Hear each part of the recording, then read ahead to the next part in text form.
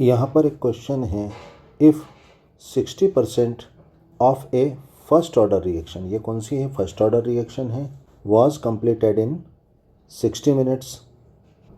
यानी यहाँ पर ये कहा जा रहा है कि कोई भी जो रिएक्शन थी वो 60% कंप्लीट हो चुकी है।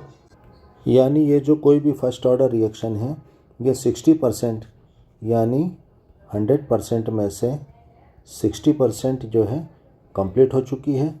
और अब ये कितनी बची है? 40% इसका कंसंट्रेशन बचा है। यहाँ पर परसेंट की बात हो रही है, यानी शुरुआत में इसका कंसंट्रेशन क्या था रिएक्टेंट्स का इस रिएक्शन में? A0 था, जिसको हम इनिशियल कंसंट्रेशन कहते हैं। 60% ये रिएक्शन कंप्लीट हो चुकी है, यानी यहाँ पर शेष बचा हुआ कंसंट्रेशन क्या है? 80 है। यहाँ पर टाइम t ये 60 मिनट है, जिसमें ये रिएक्शन 60% कंप्लीट हो चुकी है और शेष बचा हुआ रिमेनिंग कंसंट्रेशन क्या है? 80, 40 बचा है ना, 40% बचा है। अब आगे क्या पूछा जा रहा है? 50% of the same reaction would be completed in approximately. यानी यहाँ पर यह कहा जा रहा है कि इसी रिएक्शन का 50% कंप्लीट होने में ये कितना टाइम लेगा। अब यहाँ पर ये पूछा जाने वाला टाइम जो t है ये क्या होगा? t हाफ होगा, क्योंकि हम जानते हैं किसी भी रिएक्शन के 50% कंप्लीट होने में जो टाइम लगता है उसको हम क्या कहते हैं? हाफ लाइफ, यानी t हाफ कहते हैं, अर्ध आयुकाल। तो यहाँ पर t हाफ क्या होगा? ऑप्शन ए, यानी 45 मिनट्स लगेंगे इसी रिएक्शन को 50% यानी आधा कंप्लीट होने पर। यानी 45 मिनट में इस रिएक्शन का आधा कंसंट्रेशन जो है किस में? प्रोडक्ट में चेंज हो जाएगा।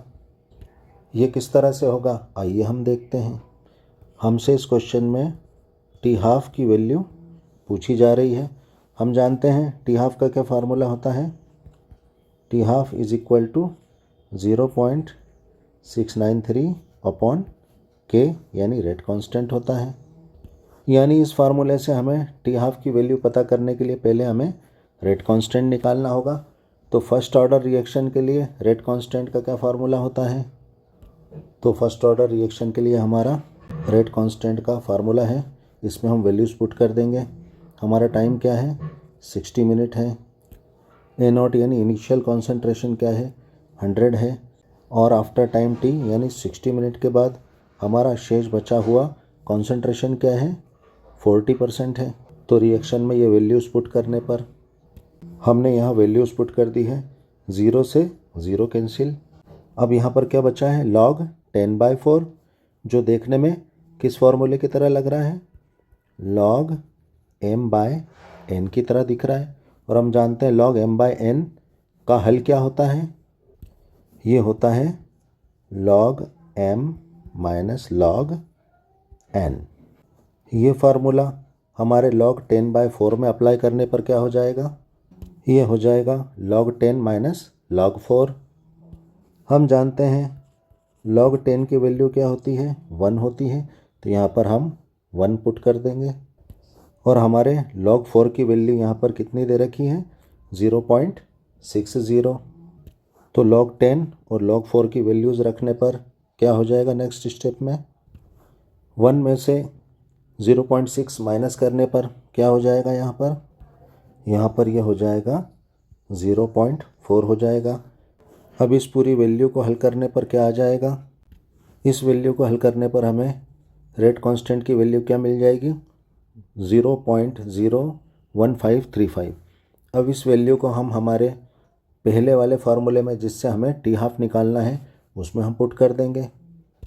हमारा t हाफ निकालने का फार्मूला ये था, तो यहाँ पर अब हम इस k की वैल्यू को पुट कर देंगे। तो यहाँ पर वैल्यू पुट करने पर 0.01535, इसको हल करने पर t हाफ की वैल्यू क्या आ जाएगी? 45.14 मिनट आ जाएगी, जो कि अप्रोक्सीमेट क्या है? 45 मिनट है, जो कि हमारा आंसर ऑप्शन ए है, 45 मिनट। यहाँ पर log 5 की वैल्यू 0.69 हमें कंफ्यूज करने के लिए दे रखी है, ताकि हम फार्मूले में 50% वैल्यू रख दें और हमारा आंसर रॉन्ग आ जाए। हमें यहाँ पर 50% सिर्फ जो है हाफ लाइफ को पता करने के लिए दे रखा है। Thanks for watching. वीडियो को लाइक कर देना, फटाफट सब्सक्राइब करो।